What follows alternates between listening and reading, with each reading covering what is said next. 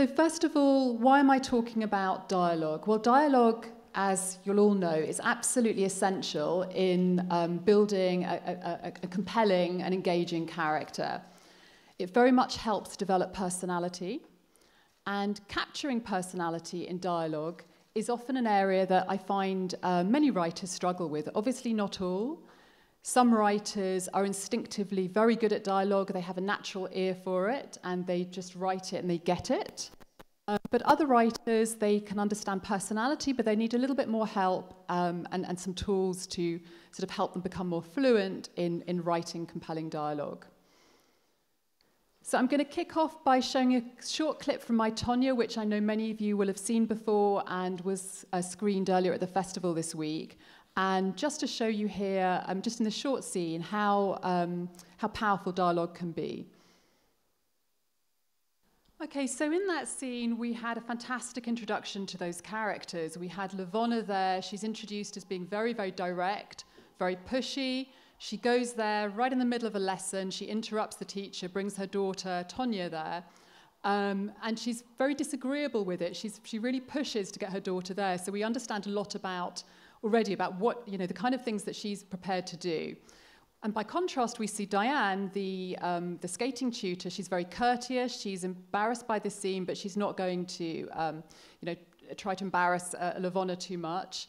And she tries to be as pleasant about it as possible. She's saying no, she doesn't want her to come on the ice. But Levonna really pushes her way and tells Tonya to just go and skate anyway. And we're setting up the whole film there. So, don't want to skip over that one. So when I'm talking about character today, it's very, very important, first of all, if we're going to understand how a character should talk, we first very obviously need to understand who they are. What is their personality? We can't write dialogue without understanding who it is and what the personality of the person is that's saying those words. And the approach that I'm going to use is the main approach from psychology. It's from personality theory. And this is the understanding, the idea that personality is best captured not on 3 dimensions, but on 5 dimensions. And each of those dimensions has 6 further facets. So I will be showing you what those are and a little bit later how those relate to dialogue today. Okay, so these big 5 dimensions, they were first named by psychologists Costa and McRae, who were trying to understand the very, very, very best way of describing people's personality and also measuring it. And they have proven, and multiple cross-cultural studies afterwards have shown that everybody in the world has a personality that can be captured reliably on these 5 dimensions. So people are either they're more extrovert or more introvert. That's the first dimension. And everywhere is somewhere on this dimension. So people aren't, one thing or the other. They are somewhere on this dimension. The second dimension is agreeableness versus disagreeableness. The third is neuroticism versus emotional stability. The fourth is conscientiousness versus lack of conscientiousness. And the final dimension is openness to experience versus being closed to experience. So if you're not familiar with all of those terms, don't worry, because I'm going to talk to you about all of these and explain what they mean and tell you how these relate to your character's dialogue. So I'm going to do that in relation to just 3 films today, because I was hoping to rely on references that you may have all seen. I'm going to start with I, Tonya, fantastic film. It obviously earned Alison Janney the Academy Award for Best Supporting Actress in 2017, and it was written by Stephen Rogers, and obviously it's been screened at the festival earlier this week. The second film that I'm going to be using as an example is When Harry Met Sally, which is going to be screened next today. Another wonderful film. It's written in 1989. It was released in 1989, written by Nora Ephron, who's very much known for setting the bar for fantastic dialogue in her films, particularly in her rom-coms. And this film in particular won her second Best Screenplay Academy Award nomination. And the third film I'm going to be using as an example is Green Book, obviously because of its Academy Award success this year. So it's one I understand is also performed very well in Poland and that hopefully many of you will be familiar with. So I'm going to now talk about the big 5 personality dimensions in a little bit more detail, explain what they mean and how you can use these to create your characters. So first of all, I mentioned there is this dimension of extroversion versus introversion. Now, starting with characters that are more extrovert, they tend to have be fairly high on these 6 facets of personality. So characters who are extrovert they're not necessarily high on all of these facets, but they tend to be higher in at least 3 of them, okay? And we can create more complex characters when they're high on a number of these facets and low on others. That's how you can create complexity. But typically, characters who are more extrovert are, as many of you will know or be familiar with, just because you've met people like this, they tend to be warmer people. So when we meet them, they're warmer. They tend to be more gregarious or sociable. They like parties, they like going out, they like chatting people, they're very social creatures. They tend to be more assertive, so that's interesting because if you're putting 2 people together in a room, you've got a more of an extrovert character, an introvert character. The more extrovert character is going to be more assertive and more dominant, they'll have the power. So that's useful for dialogue. They also tend to be more active. Now, that's also very useful for screenwriters because, as you know, the majority of protagonists in films are active characters. There's something that they want, they have a goal, and they actively go for this. So this is a very easy way, if you have a more extrovert character, to get them to be more active. It doesn't mean by any means at all that all your protagonists should be more extrovert. Of course, we can have some very interesting introvert characters as well. Extroverts also tend to seek excitement. So they love going to new places. They love being challenged, being in new situations. They're excitement seekers, typically. And they also tend to show positive emotions. So when you meet an extrovert, you'll see that. They tend to be more smiley. They're less serious. They're more smiley, kind of upbeat people. And you also hear this in the dialogue. I'm going to specifically look at the way that extroverts speak in a moment. So we'll come back to the dialogue. But this is important to kind of set this up before I go on to really kind of look in more detail about how they speak. So just from those few films, here are a few examples of more extrovert characters. First of all, we've got Tony Lip. So as you know, if you've seen the film, he's a very gregarious character. He loves chatting to people. He's also very assertive. He likes to assert. He's more a dominant person. He's warm. We can see it on his face there. That's typically Tony Lip. He's a warm character. We see it on his face. So extroversion versus introversion, it's a dimension that we see immediately in other people. They start moving, they start talking. We see that immediately, whether they're more of an extrovert or an introvert, and we're very good judges of character there. He's an active character. He seems to enjoy excitement. His job gets him out to quite exciting places. And as I said before, with positive emotions, he's smiley. We can see that on his face. Okay, another more extrovert character. She's not the most extroverted character in the whole world, but she's certainly more extroverted than introverted. So that is Meg Ryan, that is Sally in When Harry Met Sally. So she's warm, she's certainly assertive, she seems to be pretty sociable, she's gregarious, and she's generally upbeat. She's generally a smiley person with these positive emotions. We also have Tonya Harding. So she's an interesting, so she's a mixture of a few traits here. So she's more of an assertive character, certainly. She's very active, very, very active. She clearly enjoys excitement. She loves skating. That's just one of the things that she does that provides her with excitement. And generally, we see her with more positive emotion. She's more smiley. I think there are obviously also a lot of scenes in here where she's dealing with her mother and she's not feeling so smiley, but I think that's because it's masked here in this film. And she's having to deal with her abusive parent. So how do extroverts speak? Well, extroverts, we can hear immediately from their dialogue that they're extrovert characters. You'll know this. You'll know immediately when you meet somebody whether they're more of an extrovert or an introvert. That's primarily because they're much more talkative. But there's much more I can say about, talk about than just that. Extroverts also don't just typically talk about one thing. They keep chatting. They move from topic to topic. So they don't simply answer a question and that's the end of the story. They move from the one topic to the next and they keep talking. So there are very, very few gaps in the conversation when an extrovert speaks. They're very confident. So they're the assertive characters. They're confident when they speak. They're also very dynamic. They tend to use lots of verbs. Their speech is dynamic. We hear it.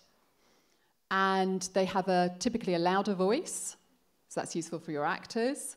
They tend to be much more relaxed. They're very comfortable with themselves. And they tend to speak more informally. So that's another very telling thing that we can see in the speech of an extrovert. When I say informally, that means that they don't necessarily complete their sentences. They're much more concerned with keeping on chatting. So they may be less fluent, use partial sentences with ellipses, the dots, and they'll keep going on. They'll also much more likely to use colloquialisms or casual, informal words.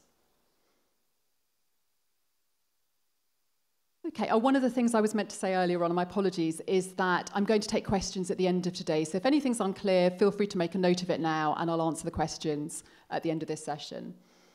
I'm now going to move on to talk about introverts. So introverts, this is the other end of this dimension. They tend to be, they tend to be high in at least 3, if not more, of these facets of personality. So they tend to be more aloof. They keep themselves to themselves. They're much more unsociable. They tend to be more submissive. So if you put an introvert and an extrovert in a room, as I said, the introvert will have less power, they'll be more submissive. They tend to be more passive characters. So that's something you need to think about if you're creating an introvert as your main character in a screenplay. They have a much higher boredom threshold. They're prepared to continue doing things for longer. And they tend to be more serious. So you can see an introvert really on their face when they're talking, and the kinds of things they talk about. They're not upbeat and happy, they tend to be more serious. Of course, not all of the time, but generally. So, best example of an introvert from those 3 films is Dr. Don Shirley from Green Book.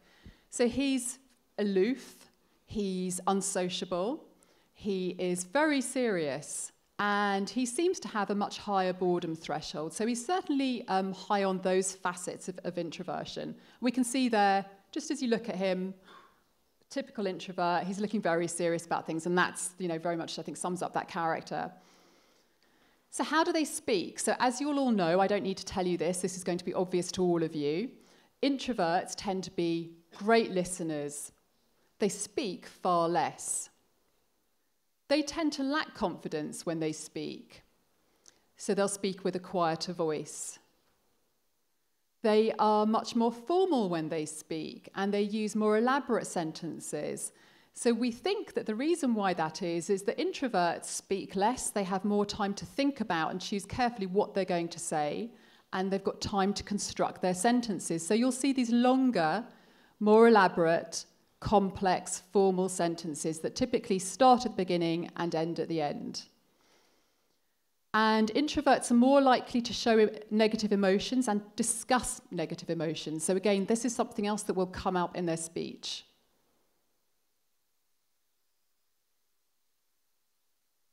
Okay, so the next dimension I'm going to talk about is agreeableness.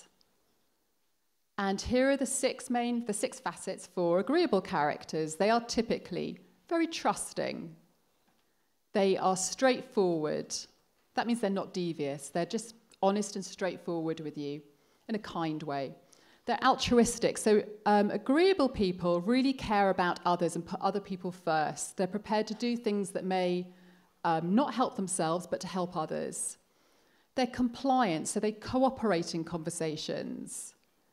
They are very modest, and they're tender-minded. They care about how other people feel and emotions. So the best example of an agreeable character in these 3 films is Diane from I, Tonya. We saw her just in that film just now.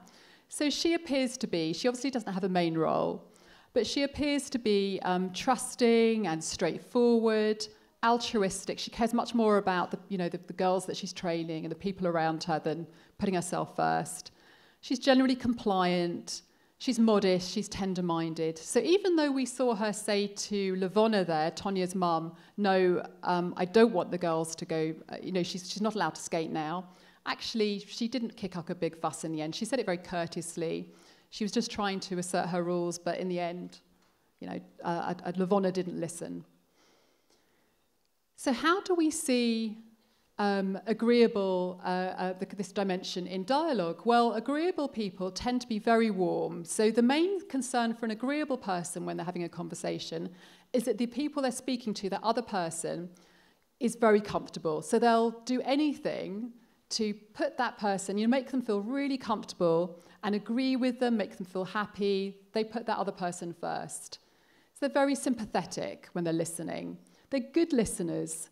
They're also cooperative, and they tend to be very positive. So they're a lovely person to have a conversation with for those reasons. Okay, I'm now going to move on to talk about disagreeable characters. So disagreeable, one of the reasons why I could only find one character, and it wasn't a main character that was agreeable there, was that actually for the most part, we tend to prefer, at the moment, currently, we tend to prefer disagreeable characters in our films and television series. So they are the much stronger characters. They're assertive. So if people talk to you about writing a strong character, generally, that's more of a disagreeable character. And these characters tend to be untrusting. They're more devious, they're selfish, they're uncooperative, they're immodest, and they're uninterested in others' feelings. Of course, not all disagreeable characters are high in all of these facets. And when I say that at the moment we are more interested in writing disagreeable characters, what we're interested in is characters that assert their own opinion and put their own opinion first, and are more interested in talking about the truth of a situation or the way that they see the truth than worrying about people around them. So I think that's something that at the moment is currently a very attractive trait in characters. Okay, so we've got Lavonna here as an example of a horribly disagreeable character, a very unpleasant person. She's completely untrusting, she's selfish, she's immodest, she's devious, she's uncooperative and totally uninterested in other people's feelings. And we've got Sally, who is actually a very likable character, but she's still high on and some facets of disagreeableness. So she is disagreeable in conversation. She puts her truth the way that she sees it first. She's not worried about offending who she's talking to there. She just wants to communicate the truth as she sees it. But she's still a likable character. So she's not devious. She doesn't have any of those other facets. But the strong one here that makes her appealing is that she wants to tell the truth as she knows it. She's uncooperative and she's somewhat uninterested in other people's feelings. And then, of course, we've got both Dr. Shirley and Tony Lipp from Green Book. They're fairly disagreeable. Again, they want to communicate what they think their own truths. So how do disagreeables speak? Okay, so very disagreeable characters tend to be very terse, very uncooperative. They're often rude, negative. They'll swear a lot. Now, there's another side as well to some disagreeable characters. So when they are higher in deviousness, and I want to stress again that not all disagreeable characters are devious, so we certainly wouldn't say the Meg Ryan Sally character is devious in any way at all, but some devious characters can also be very charming when they want something. So they know how to switch it on. They're not honest, they know how to charm. So this is another side of the disagreeable dimension. Okay, I'm going to now move on to look at the next dimension, which is neuroticism versus emotional stability. So characters who are highly neurotic tend to have these 6 facets of personality. They tend to be very anxious. They're high on anger, hostility, so they're very reactive. If you have a conversation with them and upset them, then they'll be upset. They tend to feel blue a lot. They're more likely to feel depressed and have mood swings. They tend to feel very self-conscious. They're impulsive characters. Now, that's a very interesting one and quite an appealing characteristic, actually, for characters, impulsivity. It seems to be something that we like watching in other people, well, on screen. And they are more vulnerable. So an example of a character who is higher in neuroticism from the 3 films that I've selected as examples is Dr. Shirley. So we can see here that he seems to be prone to depression. We know that he drinks alone every night, and he seems quite a vulnerable character. I can't really comment on the other aspects, but these are the ones that come out in the film. And also there is Lavonna. So Lavonna is very, very high on at least 2 of these facets. She's very high on anger hostility. So she gets into these terrible arguments, and she's highly impulsive. Both of these things make her a very interesting character.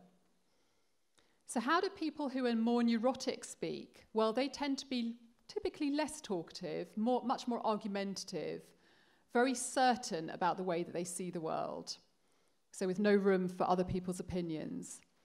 They tend to be more negative. They will generally talk more about themselves, and they're more inclined to swear. Okay, on the other side of this dimension, there is emotional stability, and these are the 6 facets of personality that are associated with it. So characters who are very emotionally stable are typically very calm. They have stable moods, so they just don't get easily upset. They're less sensitive, so they won't react to being provoked in a conversation. They feel at ease and comfortable with themselves. Rather than being impulsive, they're deliberate thinkers, so they think about things before they act.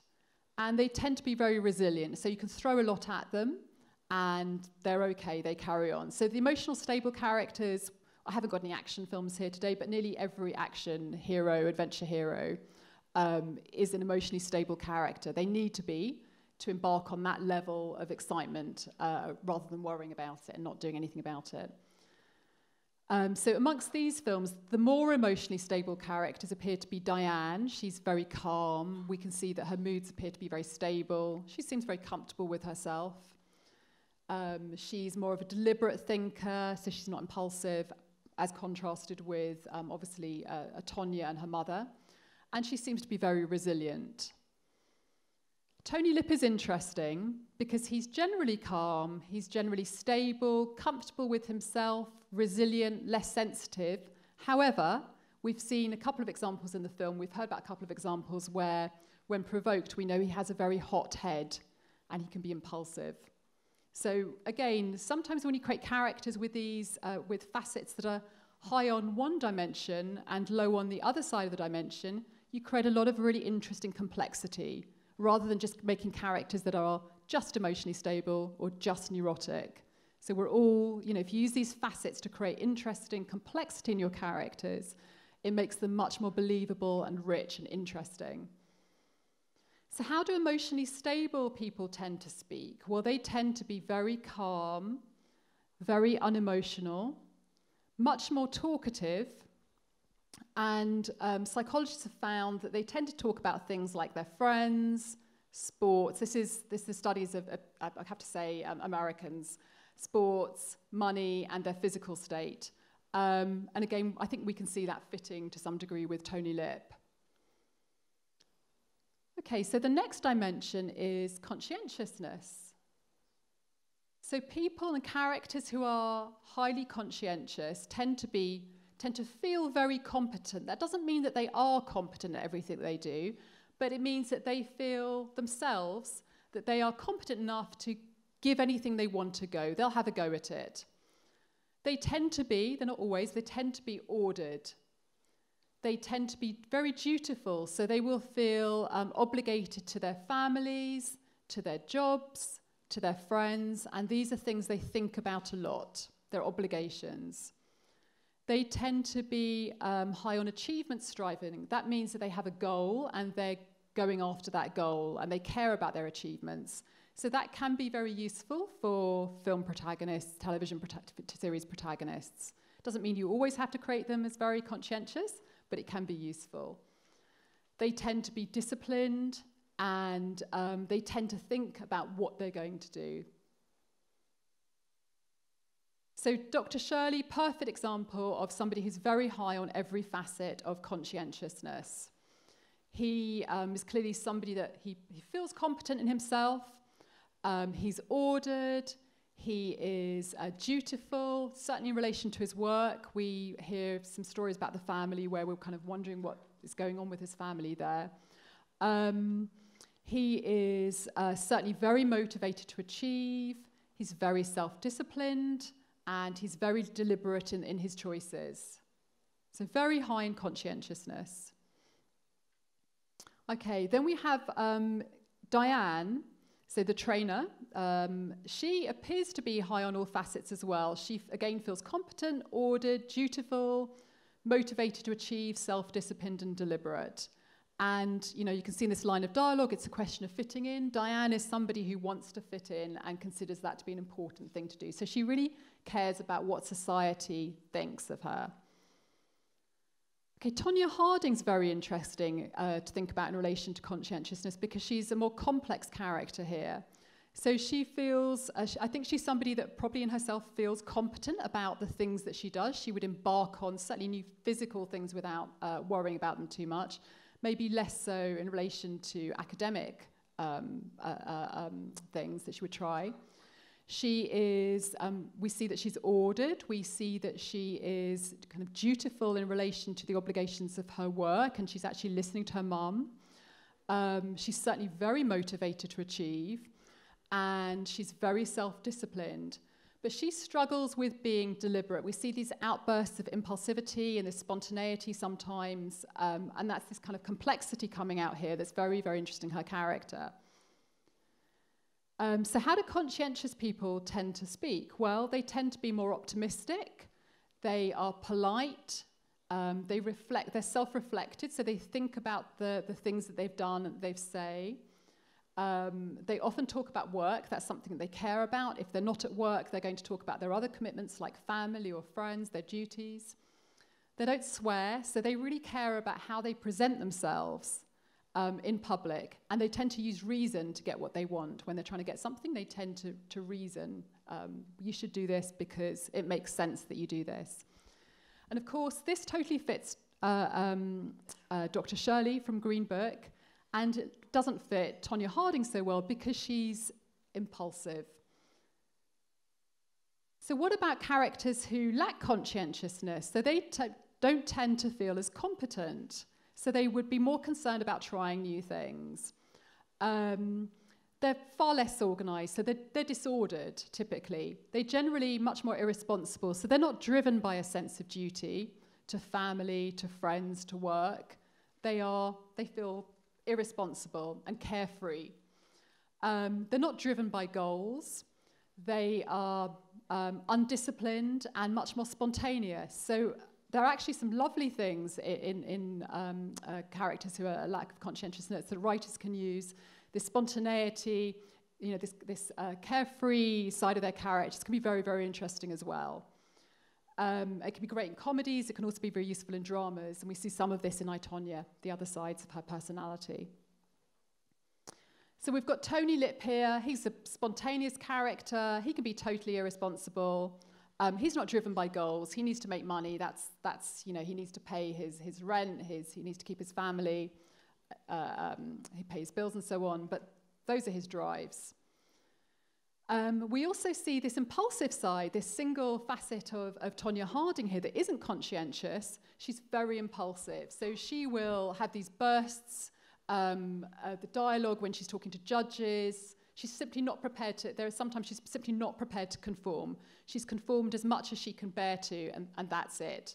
And this is, you know, fascinating when we see these outbursts in her character. So easygoing, less conscientious characters, how do they speak? So they are typically much less socially inhibited. They are not worried about offending the people around them. They just say what they think. That means they're much more likely to swear. They're more likely to speak loudly, and in terms of the things they talk about, they're more likely to talk about music, things they've heard, why something happened. Those are the kind of things they'll often, you know, care about and chat about a lot. Okay, so I'm now going to move on to the next dimension of personality, which is openness to experience. And characters who are open to experience are typically high on these 6 facets. So they often are daydreamers, or they may engage in a fantasy world. Not always, but that's something that tends to go with this dimension of personality. They really, really care about culture, so aesthetics and culture. So characters and people who are high in experience love the arts, they love music, they love literature. I would expect that most of you here today are probably more open to experience just because you're here, you're interested in the kinds of things we're talking about.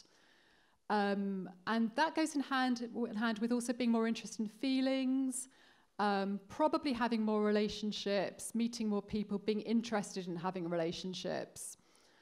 They are also very interested in other people's ideas, so they're fascinated in how the world works.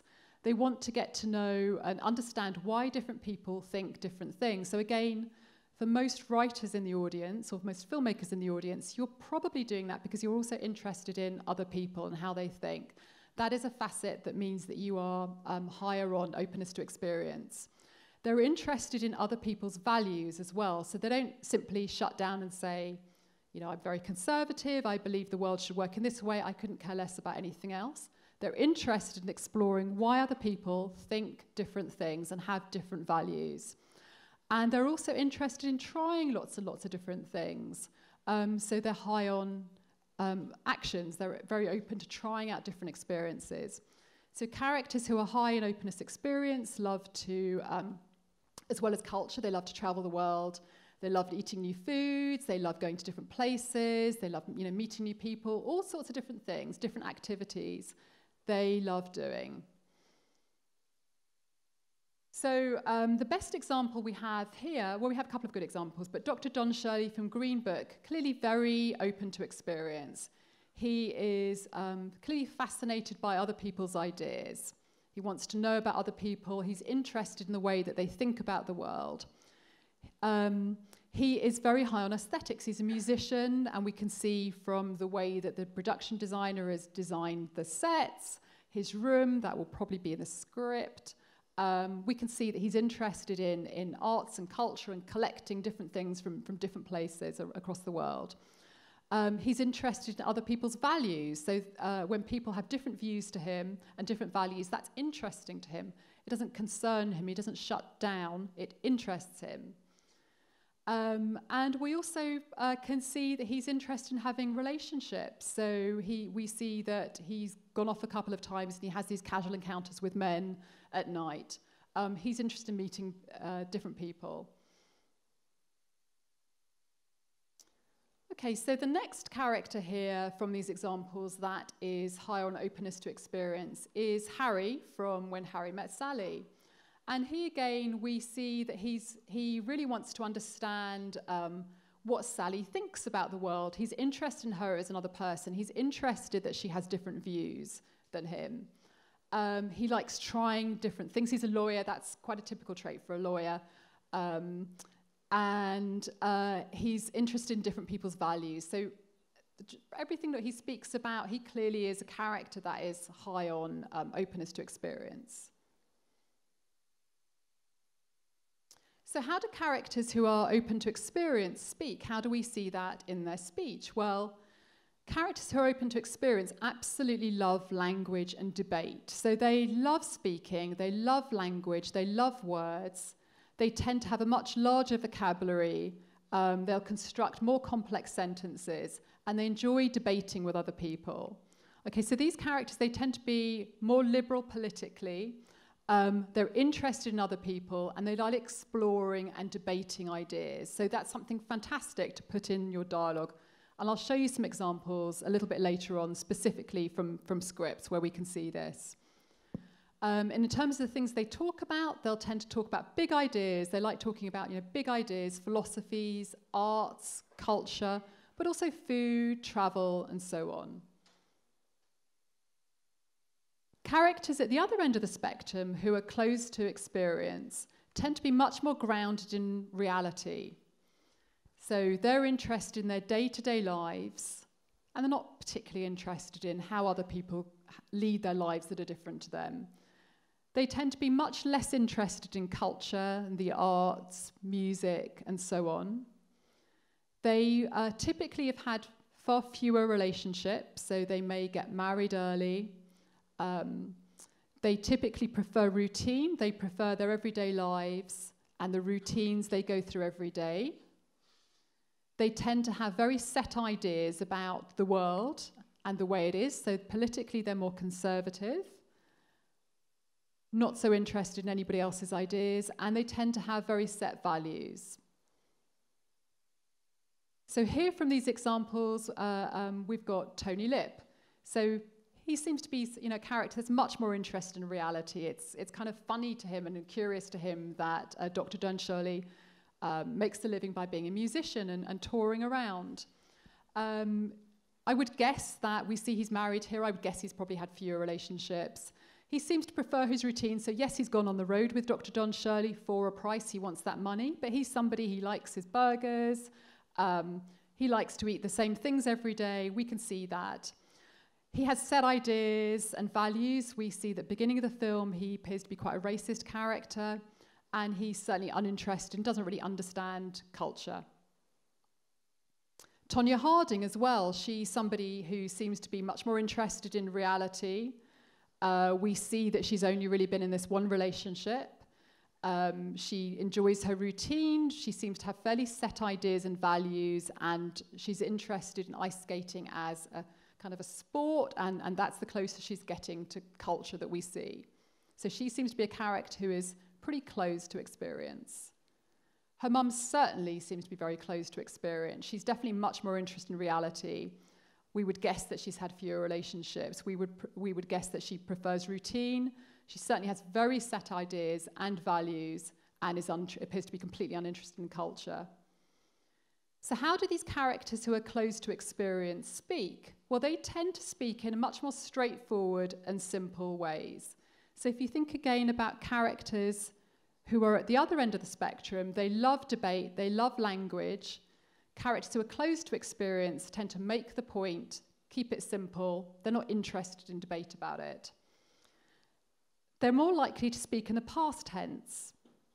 They're more likely to use shorter words and have a smaller vocabulary. And they're much more likely to talk about everyday and familiar things, so things that they know. Okay, I'm now going to move on to talk about some character examples. So how these particular characters actually speak and how their dialogue reveals their character. So first of all, I'm going to talk a little bit more detail and look at the dialogue of Dr. Don Shirley from Green Book. So when you think about writing a character, what I would do first of all is work out, what is their personality on those 5 dimensions. And the most characters will present more strongly on a few of those dimensions. And one of the things that I should have said earlier is when you're writing a character, more interesting, engaging characters tend to be more extreme on at least a couple of dimensions. But typically one of the problems that writers have is they will write a character who is right down the middle. They're very average on all dimensions. And if they're very average, they're not very memorable. They're probably more like us. We may be writing quite timidly, basing the character on ourselves. But when we're writing characters for film and television, we want them to be more memorable. If we want them to be more memorable, then you need to think about making them more extreme on at least a couple of dimensions so we remember those characters. So when I look at the dialogue here, we're looking at what are the strongest ways these characters come across? What are the most dominant personality traits? So we can obviously look at all of their traits, how they score across all 5 dimensions, but their dominant impression, the way they'll come across when you first meet them will be stronger on the dimensions that they're more extreme in. So here we've got Dr. Don Shirley, very conscientious character. So when you write him, the thing that I would have in mind most is that he is conscientious. So he is really very dutiful. He's thinking about work and the way he presents himself. He's also more of an introvert, so he's not a hugely chatty character. He is certainly very open to experience. That's something else that I think comes across strongly in his dialogue. And he's more of a stable character. He's moderately disagreeable, but it's not the most important thing, I think, to think about at this point. So let's look at this page of dialogue here. I'm going to read this out. So this is from the screenplay from Green Book. And this is very early on when he's meeting and interviewing Tony Lip for the first time. So we've got Dr. Shirley, Tony. Dr. Shirley, I had my record label ask around town to find me the right man. Your name came up more than once. You've impressed a lot of people by the way you handle trouble. That's why I called and asked about your availability. Lip thinks about it. Lip, look, I got no problem being on the road with you, but I ain't no butler, I ain't earning no shirts, and I'm not shining nobody's shoes. You need someone to get you from point A to point B. You need someone to make sure there's no problems along the way, and you going through the deep south, believe me, there's going to be problems. So if you want me, it's got to be $1.25 a week, or go to hire the little chink that just pranced out of here and see how far you get. Dr. Shirley responds, well, Mr. Vallelonga, thank you for coming in. So what do we see here from the dialogue? Well, first of all, we can see, as I said, that he's a very conscientious character. Dr. Shirley is very conscientious. The way he speaks is very, very polite. He's very, what we call, buttoned up. So he really cares about what people think about him, and he's quite stiff in his dialogue. He's talking about work. Obviously, this is an interview for a job, but he's just somebody that often loves to talk about work. This is something he cares about a lot. How do we know he's open to experience? We can see that he's got a wider vocabulary. We can also see that he's an introvert. He's using more formal language, so he's using very complete sentences. They start at the beginning, they go to the end. They're more formally constructed. They're more fluent. So we don't see a lot of ellipses, the ... dots in conversation. He's thinking about what he's going to say, and he constructs the sentences starting at the beginning and ending at the end. And his sentences are more complex. Okay, so another page here from Green Book. We have Tony Lip and Shirley. They're enjoying a meal together. And Dr. Shirley says, how is that? Lip thinks about it. Salty. Lip continues to stuff his face. Have you ever thought about being a food critic? Lip looks up, hopeful. Not really, but why? Is there money in that? I'm just saying you have a marvelous way with words when describing food. Salty, so vivid, one can almost taste it. So what do we see here again? We hear that, obviously, Dr. Shirley was really hoping to have an engaging dialogue about food. He was really, he was looking forward to enjoying that debate, that conversation, discussing how it tastes. He's terribly disappointed here. We can see from this that that he's open to experience. He really enjoys language, discussing and debating ideas. Okay, let's contrast him with Tony Lip from Green Book as well. So how does Tony Lip come across? So I think the dominant characteristics of him, he's more of an extrovert, he's closed to experience, that's clearly his arc in this film. It becomes, he becomes certainly less racist. And he's generally an emotionally stable, although occasionally hot-headed character. So in this clip from the script, we have Dolores saying, I don't understand, why'd they say that he was a doctor? So he's telling Dolores for the first time that he's met Dr. Shirley and he's talking about how he's thinking about going to work with him. Lip says, I don't know, I think he's like a doctor of piano playing or something. You can be that? I guess. He lives on top of Carnegie Hall. You should have seen this place, Dee. It was filled with statues and all kinds of fancy crap. And he was sitting on a friggin' throne or dressed up like the king of the jungle bunnies. He's coloured? You wouldn't last a week with him. For the right money, I would. Okay, so very revealing dialogue here. We can see that Lip is more of an extrovert character. He's chatty, he's informal. He uses this casual language. So he says things like, I guess. So a character who is more introvert is less likely to use casual language and colloquialisms like, I guess. He keeps talking, so he doesn't simply answer the question. When Dolores says to him, you can be that, he could say, yes. So an introvert would simply answer, or yes. But here, Lip keeps expanding on his answer. We can also see, so he's interested in other people. He also reveals that as well. So extrovert characters are interested in other people and the way they live their lives. We can also see he's closed to experience. He's a racist character. He's straightforward. He's using much more simpler, shorter words. We can see his more limited vocabulary. Okay, so that's the other dimension that comes across here. What about Lavonna from I, Tonya? So her most dominant personality trait is she's highly, highly, highly disagreeable. She's also neurotic and she's closed to experience. So in this script page, we have Lavonna sitting in the bleachers sipping coffee from a thermos. Lavonna, wrong, ordinary, nothing special there. On the ice, Tonya, 8, in an ugly homemade skating outfit, flounders. Parents sit as far from Lavonna as possible. Are you even trying? Because there's other places I'd fucking rather be. Concentrate. Is that what you call a clean skate, for Christ's sake? Could you not swear in front of the kids, please, Lavonna? I didn't swear, you cunt. Stop talking to her. That girl is your enemy. You're not here to make friends. Tonya and the girl skate towards the exit. Lavonna jumps up. Where the hell are you going? So, very clearly, highly disagreeable character. Very, very cold, very direct, short sentences, extremely rude. She's abusive. That's how rude she is. She swears. So, highly disagreeable character. And again, I just want to say, when I was saying that disagreeable characters are more popular at the moment, she's highly disagreeable. And just to remind you again that Sally is obviously a disagreeable character, but not as extreme as this. So we like people that assert themselves. Lavonna is, a really interesting character. She's highly assertive, but there are different degrees of this, of course. She's highly neurotic. So she's she shows this anger hostility. So one of the other mums, obviously completely reasonably, asks her not to swear in front of the children, and she responds in this, really foul swearing fashion. And she's more of an extrovert. She's certainly dominant in conversation. She has the power all the way. She's dominant. She asserts herself. And she's using this casual language. Another scene with Lavonna. So, Tonya, I have to go to the bathroom.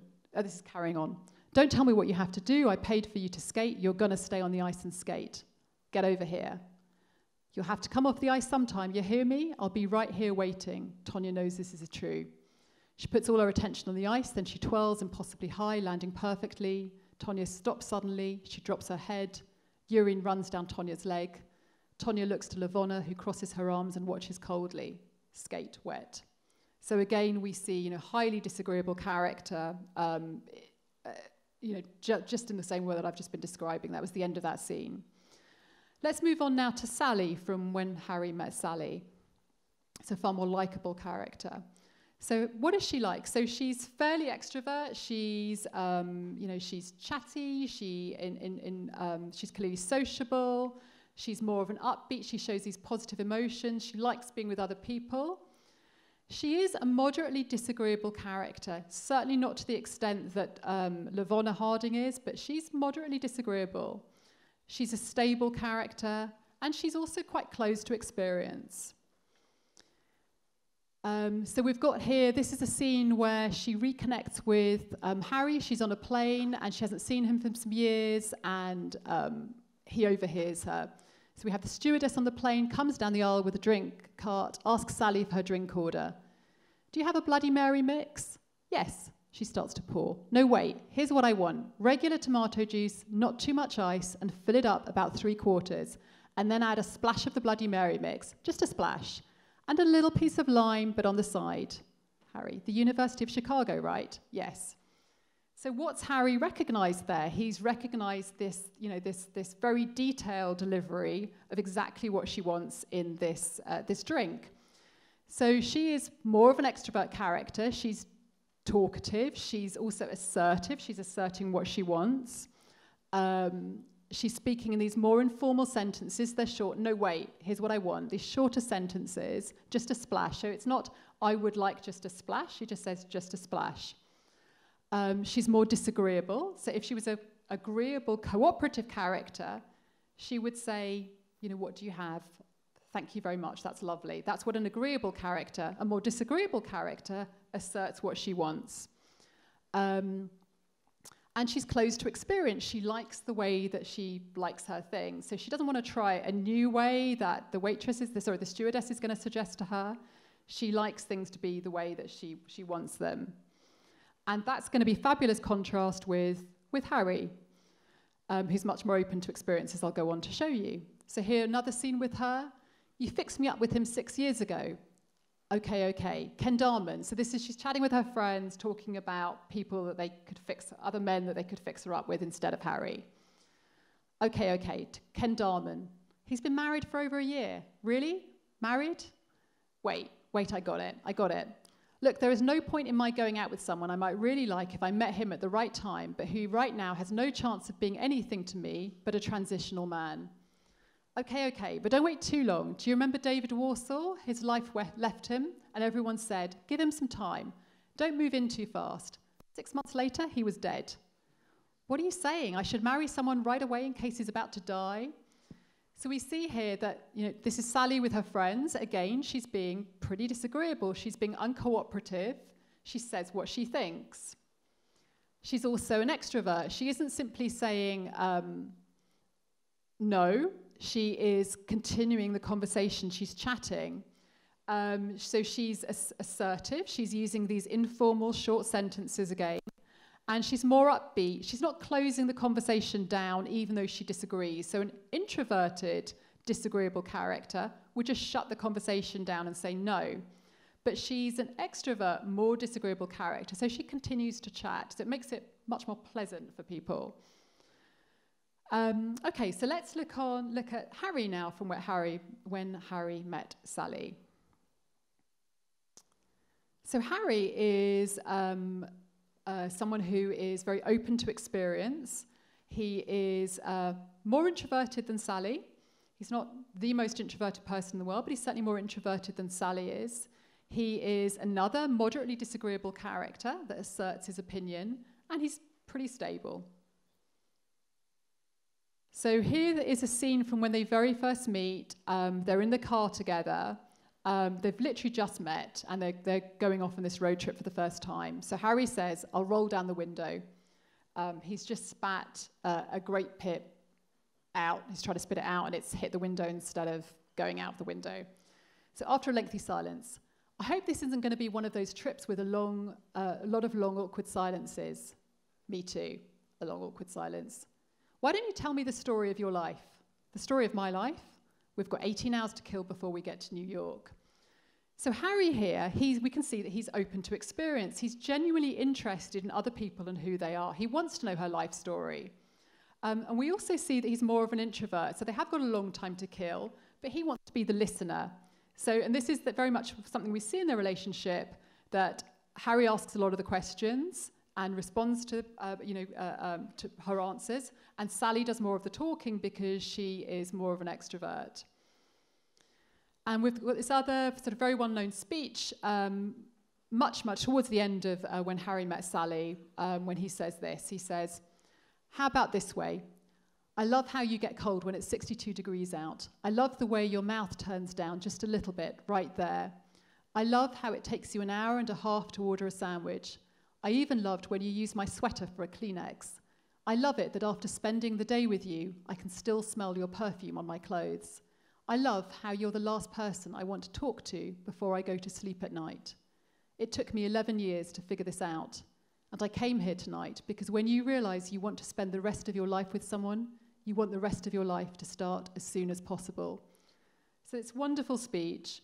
And it's lovely because Harry very much delights in noticing the smallest details about her. So yes, he's in love with her, but it also shows how open to experience he is. He notices and really relishes her differences and the tiniest things. You know, he's emphasizing what's different about her to him, and that's the reason why he loves her, because of those differences that he loves. And also clearly you can see in the speech, here's somebody that really enjoys language. So that's typical of a character that is open to experience. They love language.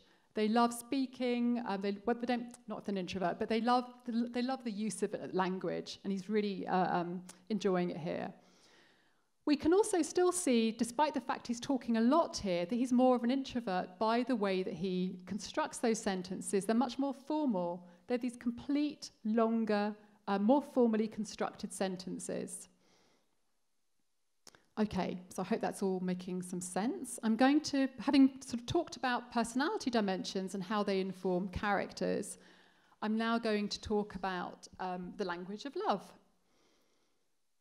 So what happens, first of all, when characters don't connect, when they're not in love, when people just generally don't connect with each other? So I'm not talking about necessarily any kind of romantic relationship, but people, when they just don't connect with each other, they're not really getting on, they're not in tune with each other. So we see that because they don't always listen to each other. We hear these non sequiturs in conversation, so they may rapidly change the subject. And we'll also see people's linguistic styles are very, very different. So we can see that beautifully in Nora Ephron's writing here at the beginning of When Harry Met Sally. So this is that scene. This is the scene before, one that I read to you earlier on. Sorry, same scene, but it's a page before. So they're in the car, first time. Harry takes out a bunch of grapes and starts to eat them. Sally, I have this all figured out. It's an 18-hour trip which breaks down to 6 shifts of 3 hours each. Or alternatively, we could break it down by mileage. There's a map on the visor. I've marked it to show the locations where we change shifts. You can do 3 hours? Harry, offering her one. Grape? Sally, no, I don't like to eat between meals. Harry spits a grape seed out of the window, which doesn't happen to be down. Harry, I'll roll down the window. After a lengthy silence, I hope this isn't going to be one of those trips with a lot of awkward silences.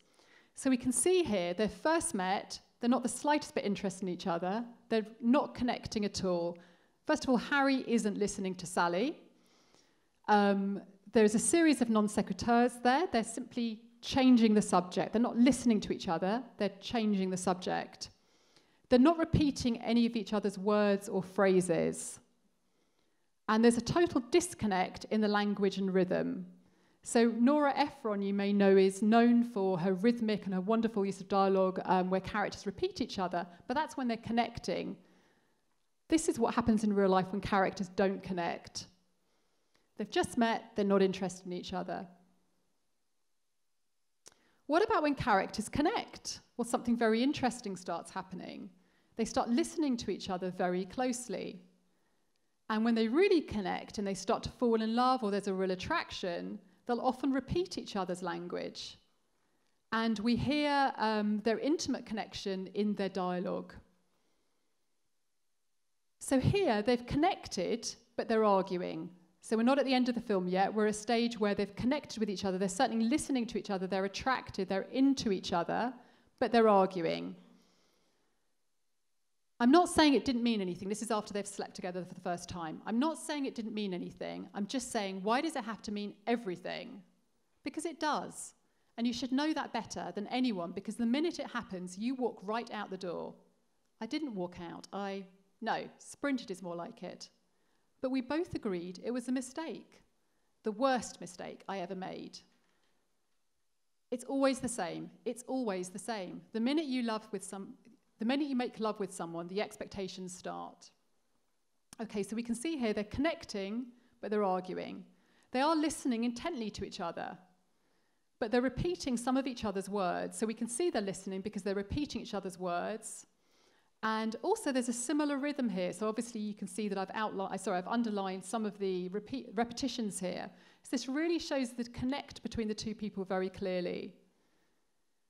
And it continues. Okay, first of all, I'm not someone. Second of all, I don't expect anything from you, okay? Bullshit. You expect me to know how to behave with you now.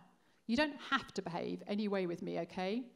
Fine, but let's get one thing straight. I didn't go over there that night to make love to you.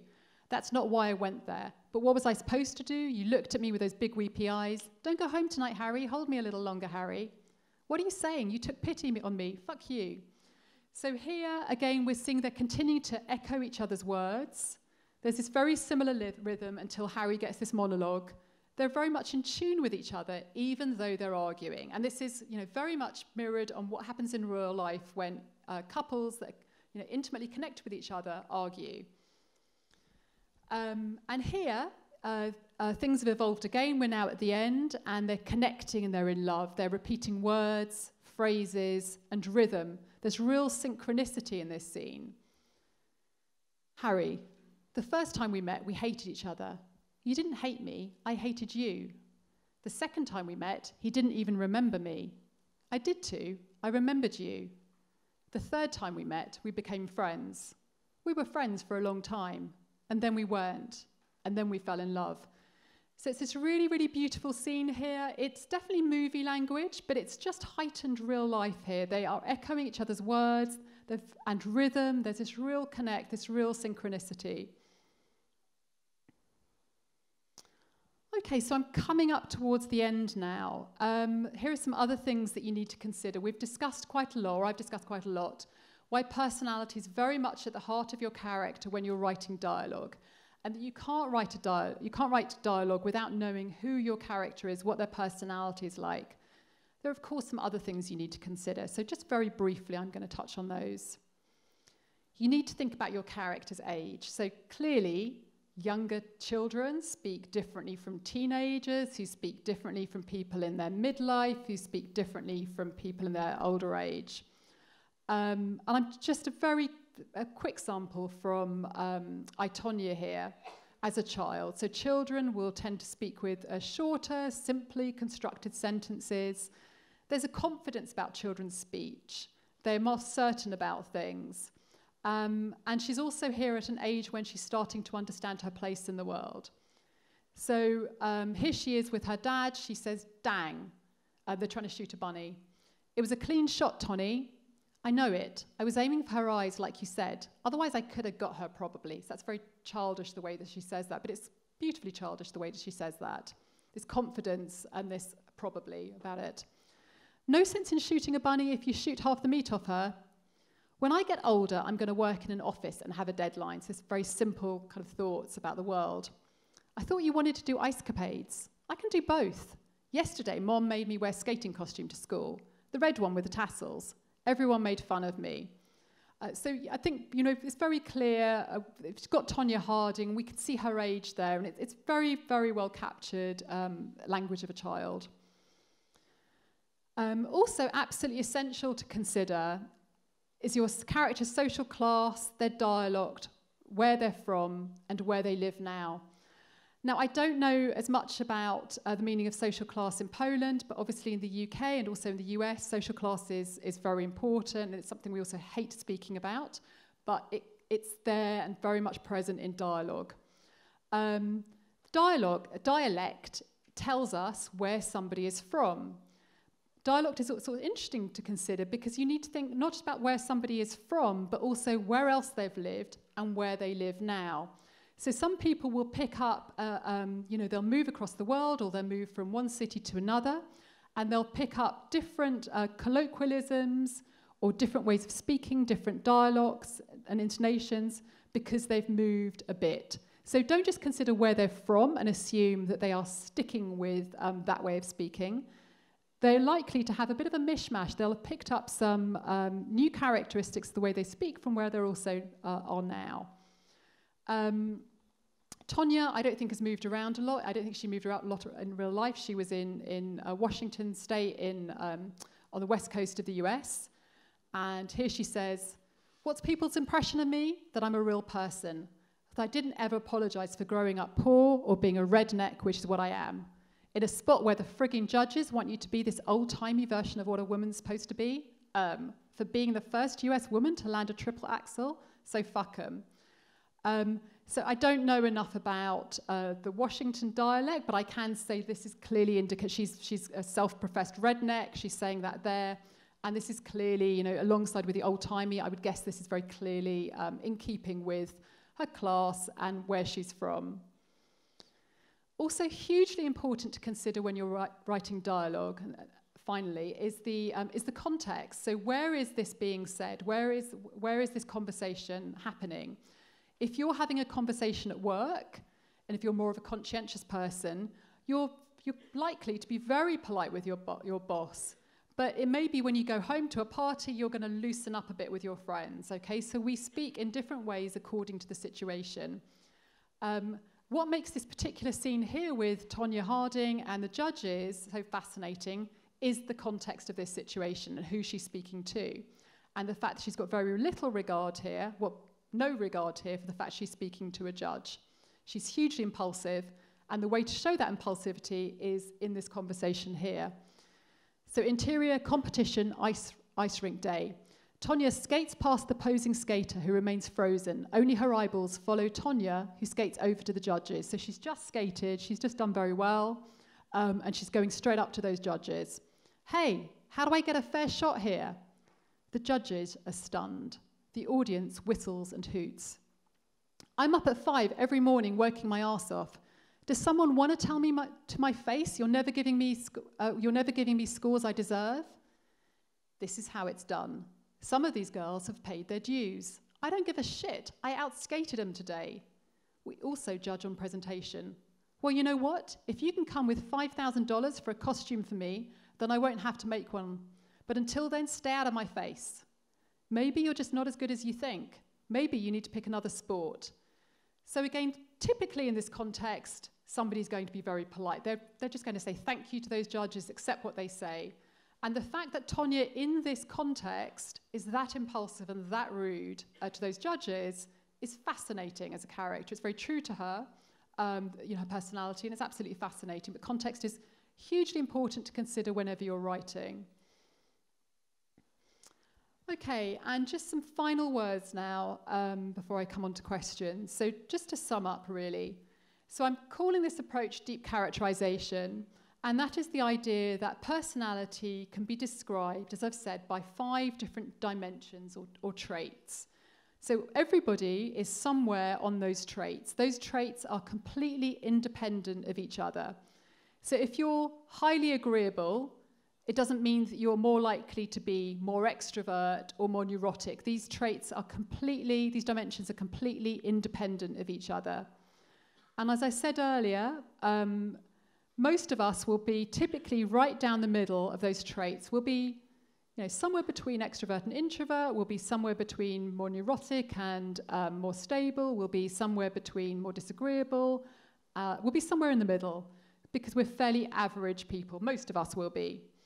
And if you write your main character like that, either because you're copying yourself or because you're feeling quite timid about your writing, then you're going to, by nature of it, create a fairly bland, average character.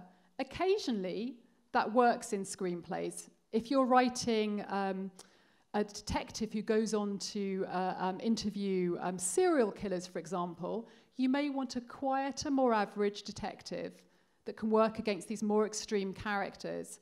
But if you're writing, if you want to write a memorable main character, you want to make them more extreme on at least a couple of those dimensions, because that's why they're memorable. They're memorable because they are more extrovert, more disagreeable, more neurotic, for example. Okay, so at least a couple of those dimensions. Don't make them high on everything, because that would be completely unrealistic. And personality can be characterized on the page. The way that we get personality onto the page, we don't just keep it in our heads, is by thinking about, as you know, the way the character looks, the way they speak, the way they behave, and the way they interact with other people. And of those, dialogue is one of the most powerful and revealing ways of revealing personality in the screenplay. So that's why I focused on it today.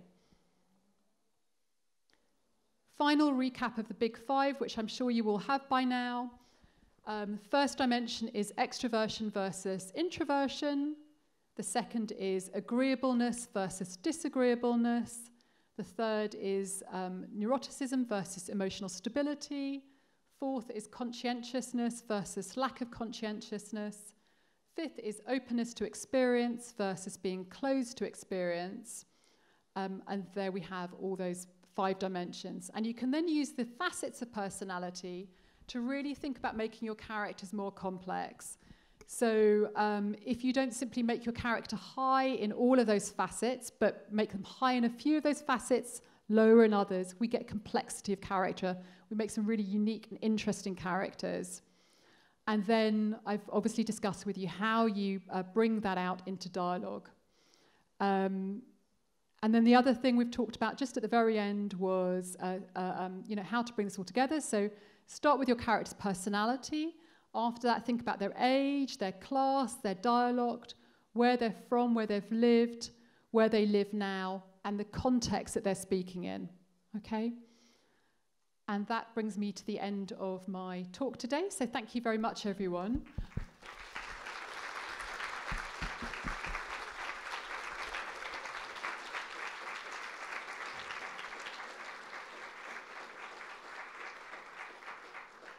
So I hope that's made sense, but I'm now here to answer questions. I might come and sit on the sofa for that.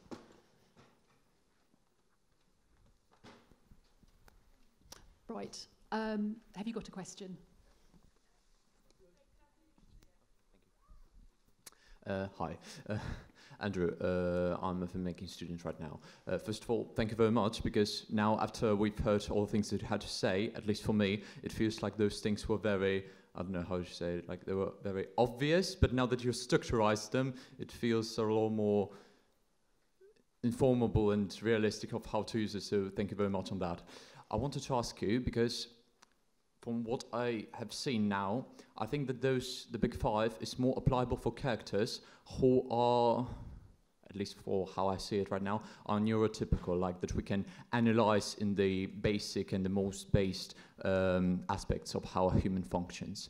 So I want to point one question that is quite interesting for me in the last times about how to handle non-neurotypical characters, characters that have mental illnesses, and characters that do not fall under those categories, like how to explain their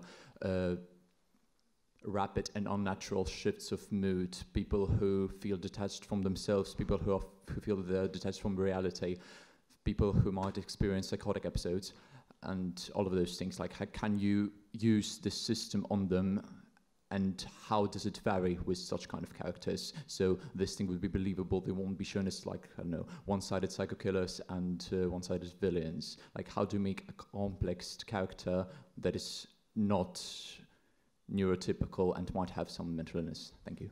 Okay, that's a super question. So characters who are not neurotypical will can be measured in terms of being much higher on the neuroticism scale.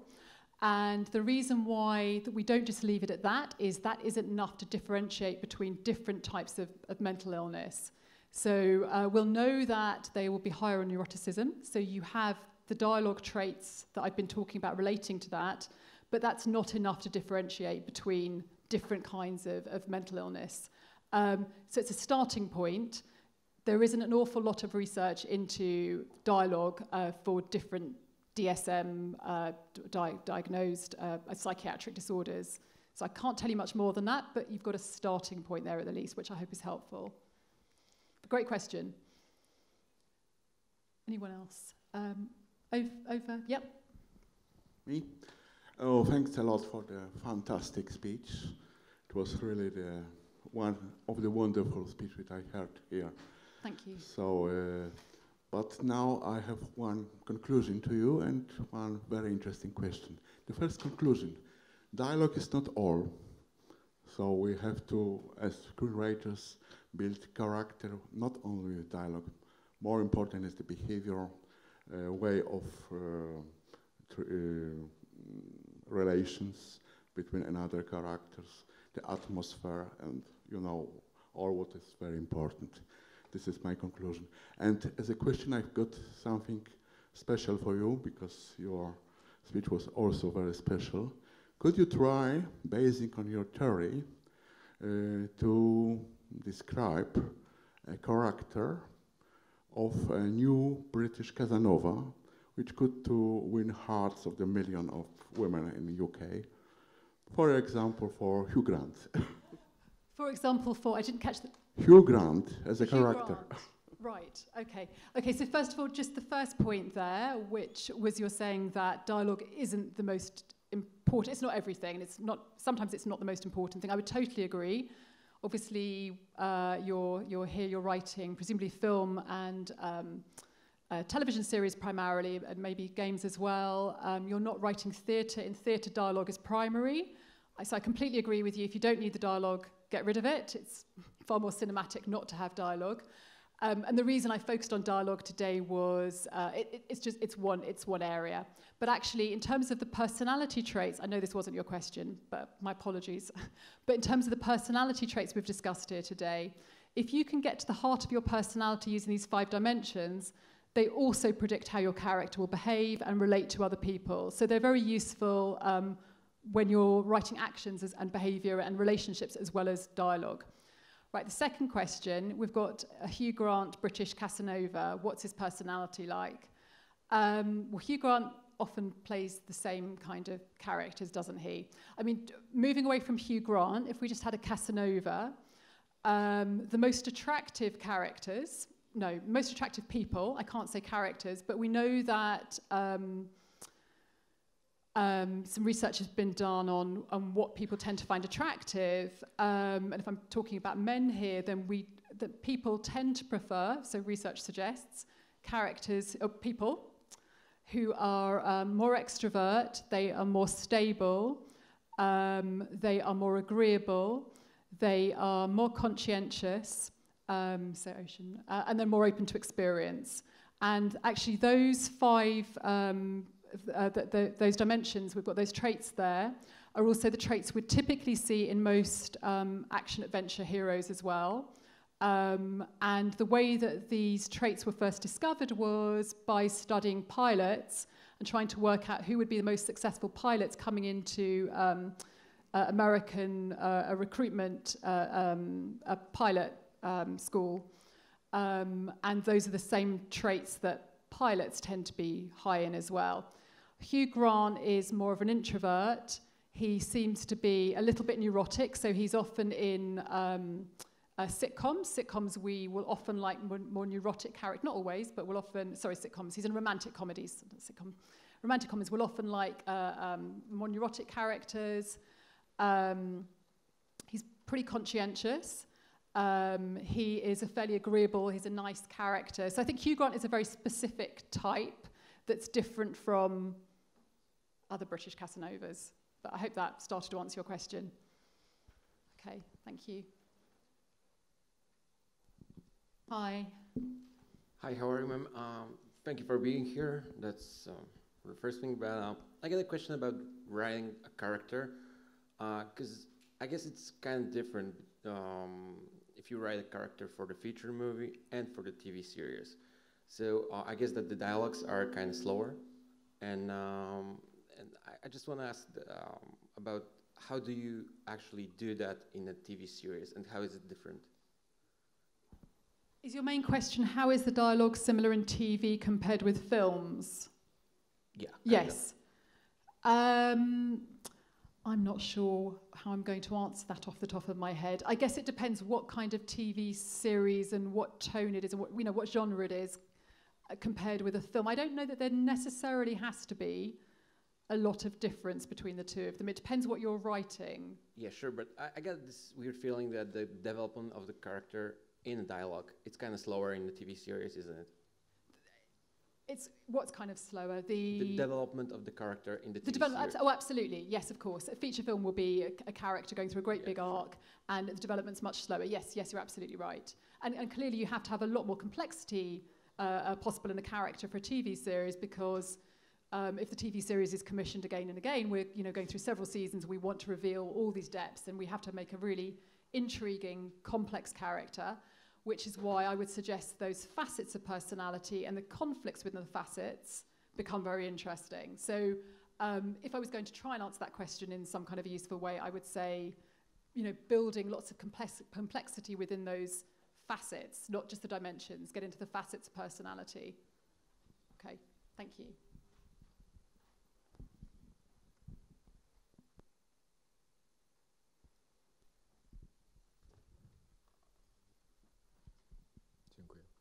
Hello, I have a question about the dialogues in the movies, because most of the books tell us to write as they tell us, don't make your characters speak, just make them do something, just avoid the dialogue as much as possible.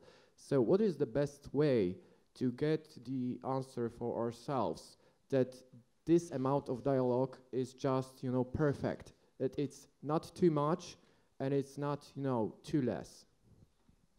I think first of all, write the scene. Don't be afraid. You know, write whatever idea you have, and then take a pencil and look at it and look at every line. If you are writing, and you need to think about genre as well. So obviously Nora Ephron, she's writing a romantic comedy in When Harry Met Sally. There's lots of screwball, back and forth, rapid dialogue, and the dialogue it works very well. If you're writing a slow-burning a drama that's, you know, in the countryside somewhere, it's like Brokeback Mountain, and it's about cowboys that don't say very much to each other, it's not right to have a lot of dialogue in there. You want to get your pencil and you want to strip out as much dialogue as you can. So I think about the tone, hear the film in your head, take a pencil, and look at every line of dialogue and think, is this developing the character and moving the story forwards? If it's not doing both of those things, cross it out. And you will know. So, you know, be strict with yourself. Yeah. Thank you.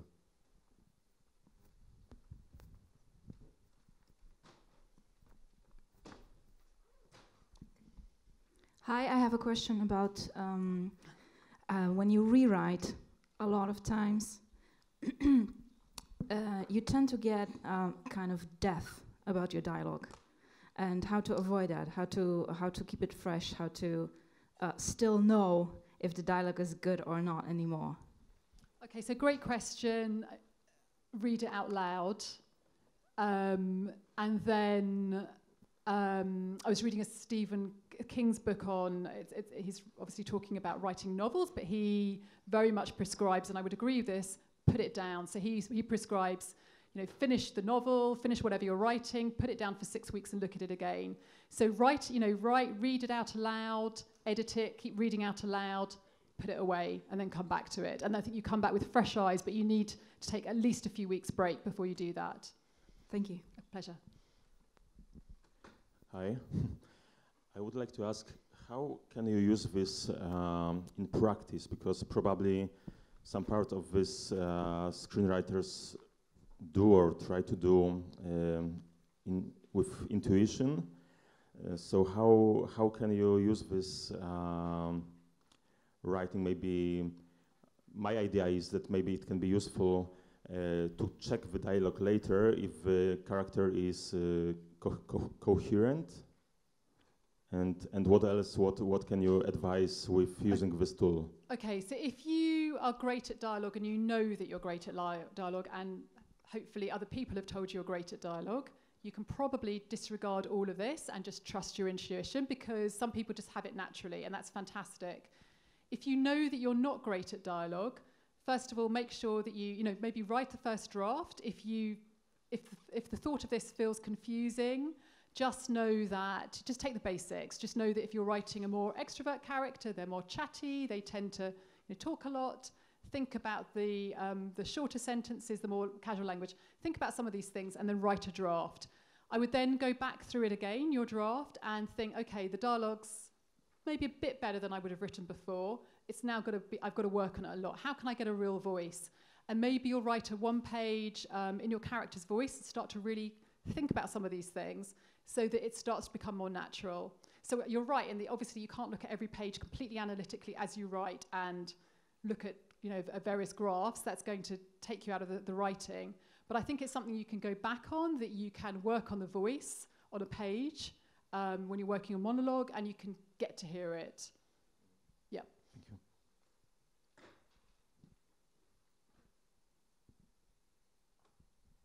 Hello. I would like to ask about masculine and feminine. It's only the context, or maybe the sixth dimension. What do you think? Okay, I think that's a super question, and I'm writing a book related to this at the moment, and I'd started writing about that, and I decided to take that out of the book because it's so controversial. So what's controversial is that some differences have been found about the kinds of things that men and women speak about, and they're the kinds of things that we would expect, that women tend to be more social in conversation, and men tend to talk more about things. That's the prime difference. But what everybody points out, and scientists and you know, feminists quite rightly go mad about, is that there is such a huge range of differences between women. It's bigger. The ranges between you know, women can be talk in a very masculine way or talk in a more feminine way. The difference within the groups, within women and within men, is greater than the differences between the groups. So the worst thing to do would be to say, if people to take a walk out and started thinking, right, all women just need to talk about housework and friends, and that men should talk about cars and things, because it's much more interesting when we don't, and we challenge those conventions. And there is such a variety within the genders that it's really problematic to say that, and also the differences are quite small. There really are quite small differences, actually, when you look at the word use between the groups. But great question, and I'm always, well, not always, I've been a bit scared to even bring it up because it's controversial and upsets people. So yes, that's the truth of it, apparently. Thank you.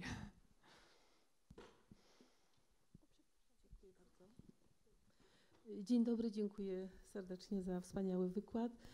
Chciałam zapytać, jeżeli w jednym filmie występuje dużo silnych, naprawdę dobrych, są osobowości zarysowane silne, ale one muszą być zróżnicowane, jak faktycznie między tą najsilniejszą postacią, główną, a pozostałymi też silnymi kobietami zróżnicować.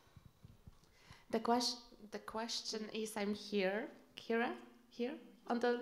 Are you over there? Yes. Yes, Okay. I'm here. The question is, if we have many strong characters in the film, how to differentiate the strongest one from the other strong characters?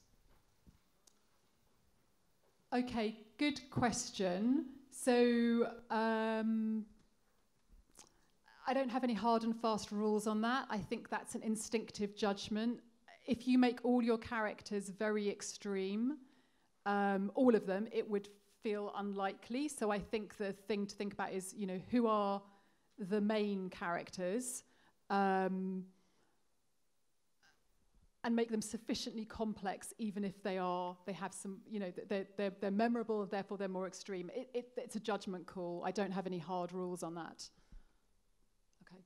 Dziękuję bardzo. You've mentioned. May I? You've mentioned age differences in characters. I'm here. I'm so sorry, I can't actually. Here, on the here. left. On the left. Okay, so sorry, yes, thank you.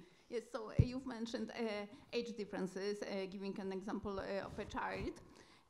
But how to differentiate in language the age, like between the elderly and middle-aged people? Do they differ much?